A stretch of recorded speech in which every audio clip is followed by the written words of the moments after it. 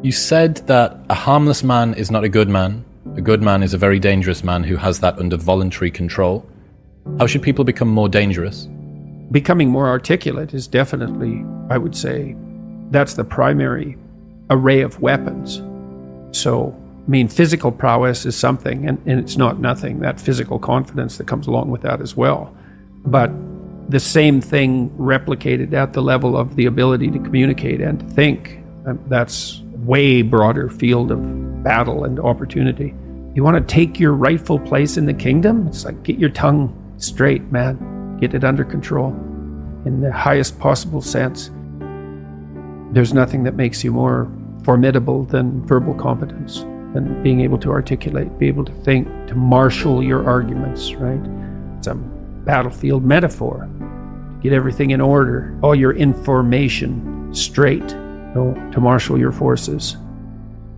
Is it possible to have too much responsibility, to take too much responsibility for yourself? You can, for sure. Yeah, definitely.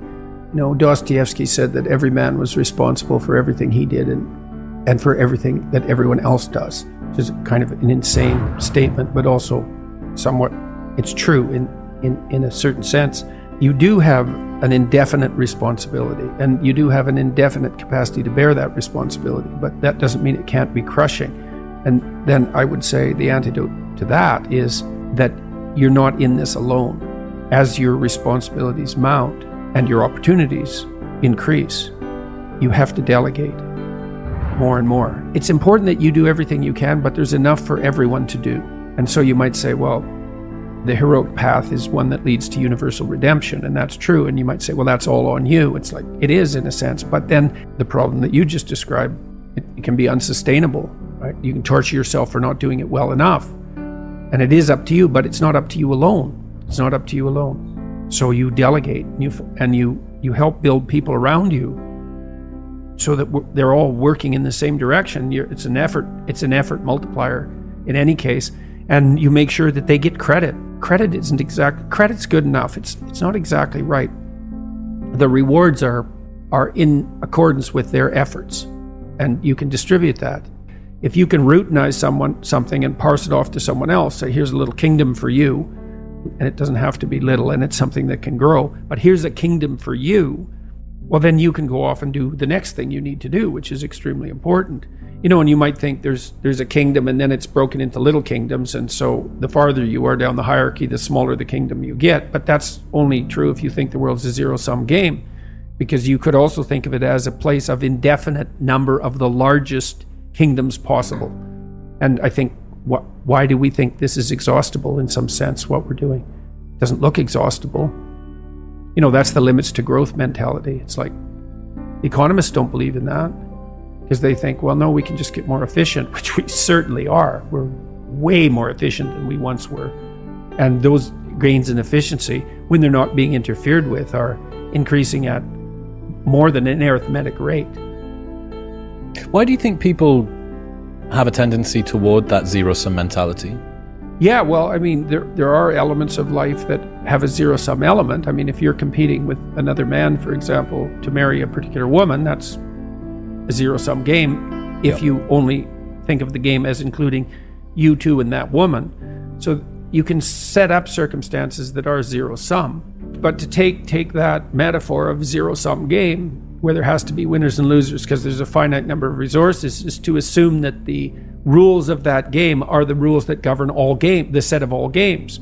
And that's just not true. Games are infinitely multipliable. I mean, you can invent a new game.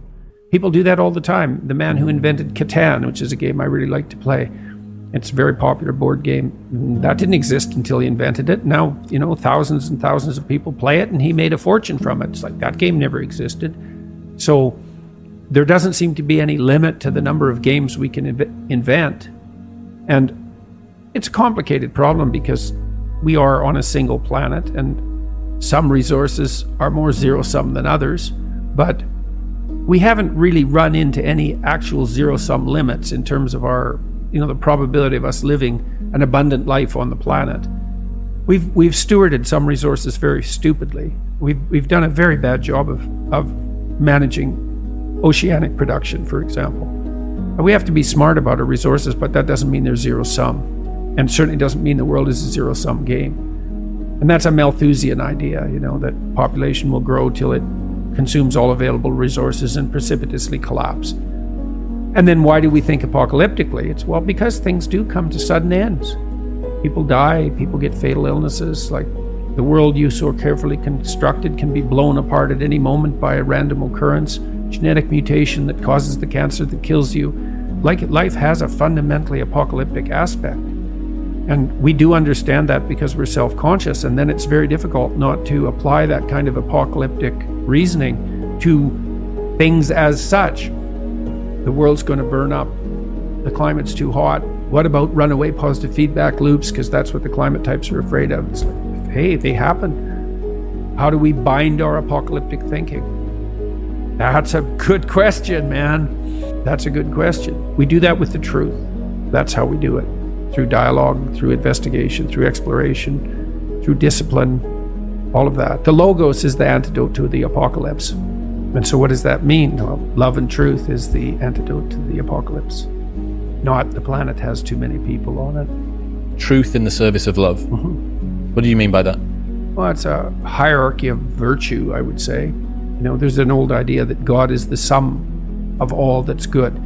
I don't think sum is exactly the right metaphor.